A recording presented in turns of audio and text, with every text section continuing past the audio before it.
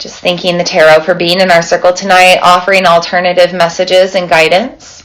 We're open to what the cards have to say because we know that they do not lie. We thank this reading for being present in our circle tonight. I did a 10-card Celtic Cross spread. If you want to see what this looks like, you can go check out my website, but I will go through it card by card. And it's a pretty cool reading. I'll just put that out there. Very interesting how I pulled the cards. But let's start. Let's start with our theme card. Number 1 card, what is the theme of this reading? What is the theme of this Lunar New Year and the next 13 moons? Page of Swords. Page of Swords says on this particular card from the Crystal Power Tarot, it says, I take care of the detail and I stay in control. And notice how he's kind of like letting go and moving ahead with the sword. And there's definitely like a different color there behind him, the shadow side. It's kind of cutting ties with these old stories. Cutting ties with the things that he tells himself or the way that he feels, and transforms the way that he's attached to all of that history moving forward. Anytime we have page energy, we're learning. And I do believe that this year is a learning year for us to really make the changes and shifts that we need to before this age of Aquarius really moves in with full force. So the theme of our reading, the theme of this next year is to pay attention to the details, take care of things when we need to, and move on without looking back. And that is very Aquarius of us to do. Now, as far as what comes across our way, what will cross us over this next year, I get Temperance, and the message of the card says, I find clarity through calm. Notice the card. It is the Aquarius symbol. She's pouring water from a vessel. Now, this card doesn't show it, but sometimes this tarot card represents the angel of time standing in the river of time. And Temperance tells us to be very patient, right? To be tempered, to be calm, to not be overwhelmed or, overthinking or making up stories that haven't happened yet or attaching to the past that has already happened. Just be present and be in the joy of the moment. And notice all of the gold all around the card. It's exactly what I've been saying. Find the gold, the glitter, the wisdom in every spontaneous, unexpected situation. And the more you hold that positive aspect in your life, the more positive your life will become and abundance will happen. Now, as far as what is going to ground us in, what is going to give us the most rooting or foundation, I pulled a reversed card. This is the 7 of Cups. Notice how all of these cups are pouring down. Now, the message of the card is, I trust myself to see the truth. And it's in protection mode. So this card is a warning that says, hey, in order to firmly ground yourself into your future, who you want to become, the life you're trying to live, what you're trying to create, you have got to trust your instincts. You've got to believe your truth and you have to act on it, right? Like, take care of those details when you feel them, when you sense them. Don't let all that spidey sense linger around. It's telling you to take care of it for a reason so that you can really move forward quickly. Aquarius energy is about moving forward quickly and swiftly. So when things come along and your intuition kind of waves those red flags, shift it, change it, rearrange it, cut the tie, set the boundary, do whatever you want to in order to make sure it doesn't keep affecting you in the same way. Now, what is the lesson we have already learned? Wheel of Fortune. I always say it. Dun, dun, dun, dun, dun, dun. Did anybody watch Wheel of Fortune? Big fan. Still going. But yeah, Wheel of Fortune. This is the lesson we've already learned. And the message on the card says, I trust whatever the universe brings me. Anytime we have the Wheel of Fortune, it is about divine intervention. It's about allowing things to happen as they happen, and trusting it's in divine will for our greater good. And this is the lesson we've already learned, right? And I think over the past like 2 to 4 years, right, we've had a lot of redirection that's out of our control, but we've also learned that it's for our greater and highest good.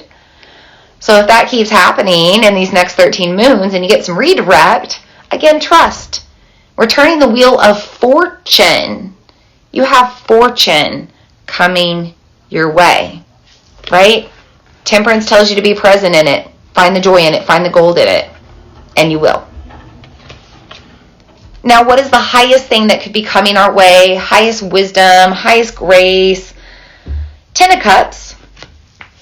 More cups. Turned upright this time, though, because it says, I have all I need, I have all I wish for in my relationships. So if we pay attention to the details and we follow our instincts and spidey senses and we get rid of all of these triggers and these things and these people that maybe are no longer needing to be a part of our life in the way that they are, we start to find the right relationships, the right people, the right network, the right energetic exchanges, and the support that we need in order to fully grow into our next chapter. Because the number 10, this is 10 of Cups, 10 is about new beginnings. It's about endings and beginnings. But it's about that new chapter, that new book that you're trying to write, that new story about yourself that you're trying to create. What is around the corner for us? More waiting. The Hanged Man. And again, I already know the energy of this card, but the message says, I can see this situation another way.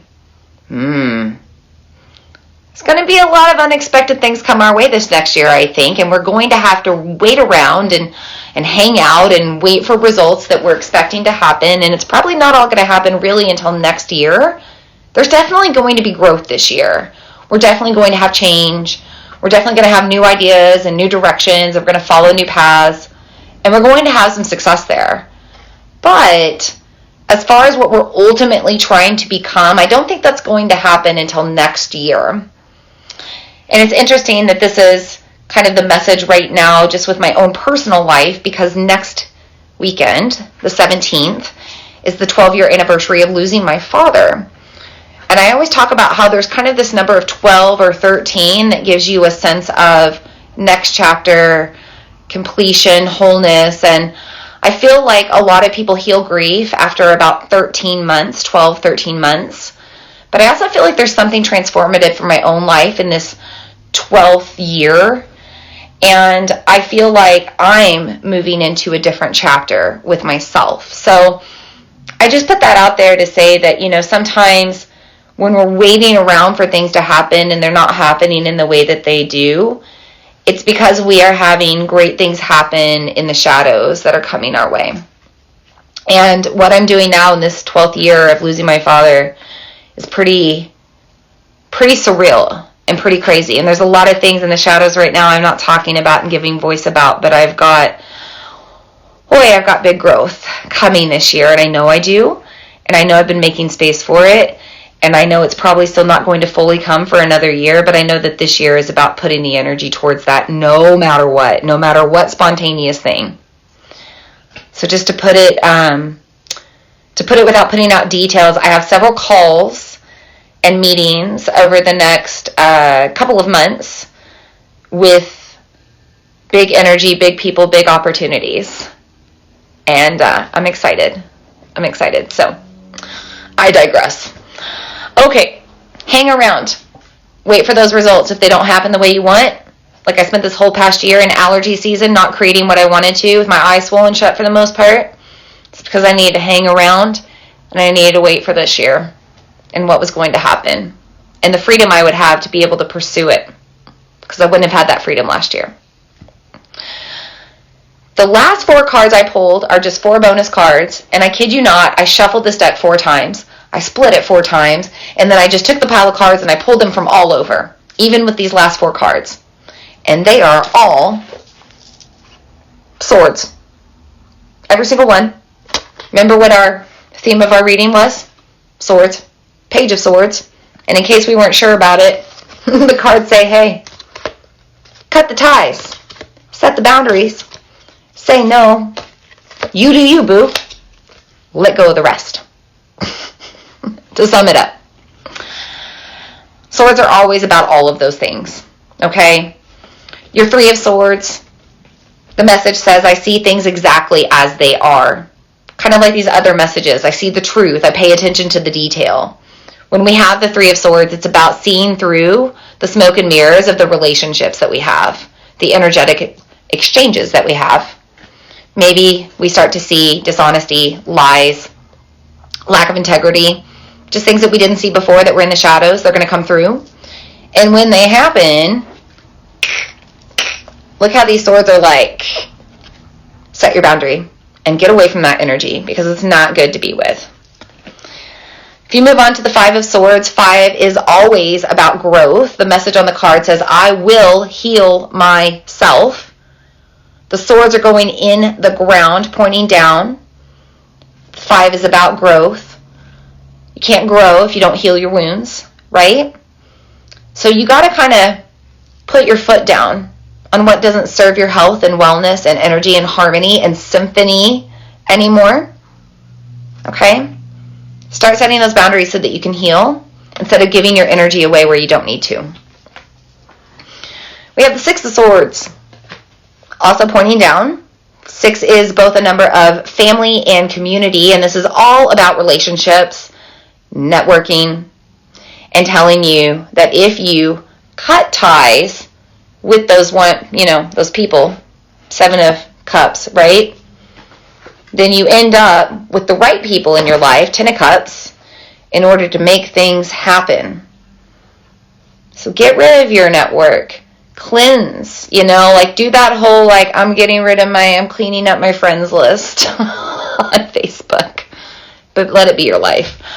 So that you have the space for everything that's coming and the people that you need to have in your network to help you get there, because this is an energy of collection now, right? Like collective energy to come together as a network to support each other to grow for the greater good of all, for the greater of ourselves. But we can't bring those people into our life on those higher frequencies if we have lower frequency people connected to us and taking our energy. Finally, 9 of Swords. 9 is wholeness. It's completion. It's a new chapter. On the card, it says, I trust the present moment. Hanged Man tells you to chill. Wheel of Fortune says things are going to work out when they're supposed to. Temperance tells you to just be in the present. Find the gold there. And the 9 of Swords also says, hey, make sure you're not distracted so that you can find those positive aspects so that you can be present. So you can see the magic in where you are. I'll just say it right now, for the past, 6 to 8 weeks, I've been in kind of a weird funk. We all have seasonal depression. It's been gloomy here in the Midwest. It's been cold. It's been weird with the weather. But also, I had an epiphany that I had 2 major losses in January and February during my fertility journey. And I'd kind of forgotten about that grief because I had felt like I had healed that. But I realized that I've been kind of this mood from that, right?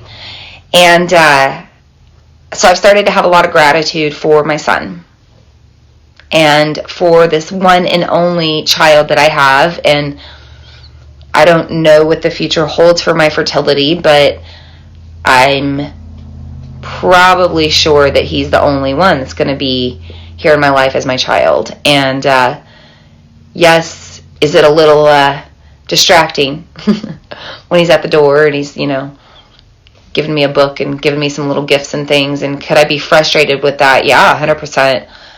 But I'm not. I have a smile on my face. It's kind of funny. You got to be in that childlike innocence because they don't know. And really, honestly, he wants to spend time with me. He wants to love me. And you can't be mad at that, right? So we find the gold in every situation as he's dancing outside my door. He's ruled by Aries energy, I mentioned, by the way, and that's like Shiva energy and destruction energy. And he's like doing a dance outside my door. He's doing a Tendava. that is the reading I have for you, loves. There are crystal suggestions on these cards as well, crystals that you might want to work with over the next 13 moons or just this lunar cycle or just this new moon. Go to my website, vinalene.com. You can read what crystals are suggested if you want to learn more. I'm going to save that for there. I'm not going to take up time here to talk about the crystals, but they're there written about on my site if you want to learn more.